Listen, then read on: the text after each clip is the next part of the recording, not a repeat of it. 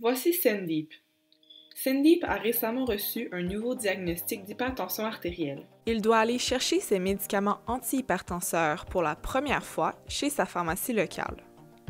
Il souhaite comprendre sa maladie et qu'on lui explique dans un langage clair. Tout d'abord, qu'est-ce que l'hypertension artérielle? L'hypertension artérielle se définit comme une pression sanguine trop élevée dans les vaisseaux du corps, pouvant mener à de graves conséquences si elle n'est pas correctement contrôlée. En effet, il est possible de développer un mauvais fonctionnement du cœur, des reins, ainsi que des accidents vasculaires cérébraux. Toutefois, l'hypertension reste une maladie silencieuse, c'est-à-dire que nous ne ressentons pas nécessairement les effets de la maladie avant que des problèmes sérieux n'apparaissent. Heureusement, il existe de nombreuses façons de contrôler son hypertension et de minimiser le risque de problèmes graves. Une des meilleures méthodes est de régulièrement prendre des médicaments que nous appelons antihypertenseurs. Il existe un grand nombre d'antihypertenseurs sur le marché et vos professionnels de la santé seront en mesure de vous donner celui qui est le mieux adapté à votre situation. Les antihypertenseurs partagent tous la caractéristique de diminuer votre pression sanguine à des niveaux santé.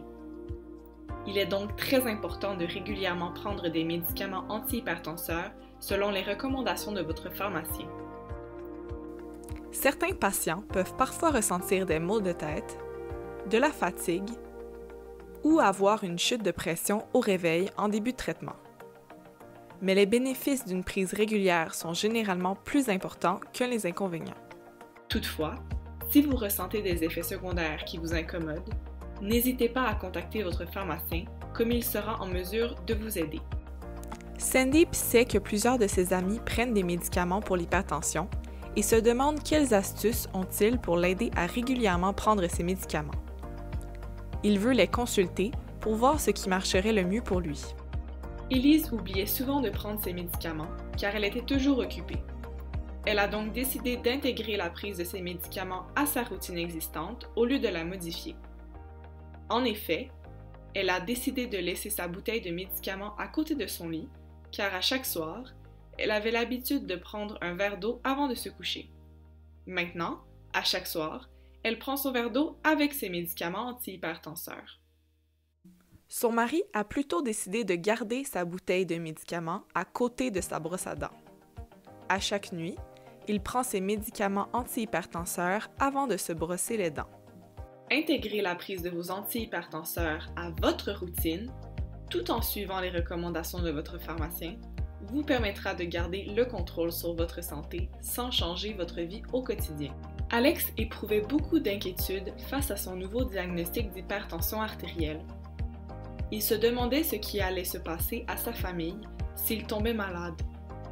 Son épouse, voulant le supporter, lui rappelle maintenant de prendre ses antihypertenseurs lorsqu'il les oublie et le rassure lorsque nécessaire.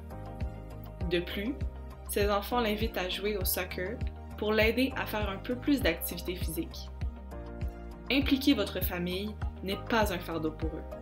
Au contraire, votre famille peut grandement vous aider car elle tient votre santé à cœur.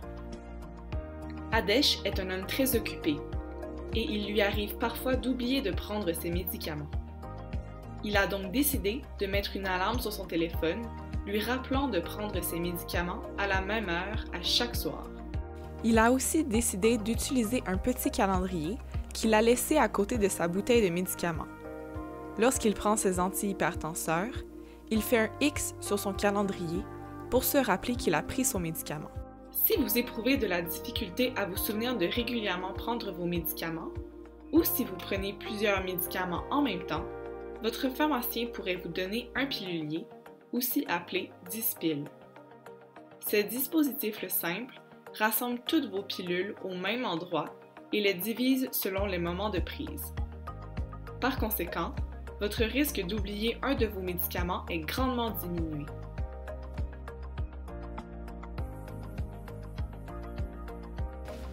Bonjour, je suis Nirvishi Jawahir, votre pharmacienne aujourd'hui. J'aimerais discuter avec vous de comment vous voyez et vivez votre hypertension.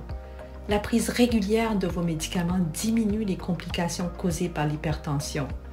Nous pouvons aussi voir ensemble les habitudes de vie saine qui peuvent aider dans la prise en charge de votre pression artérielle et qui sont recommandées en plus de vos médicaments.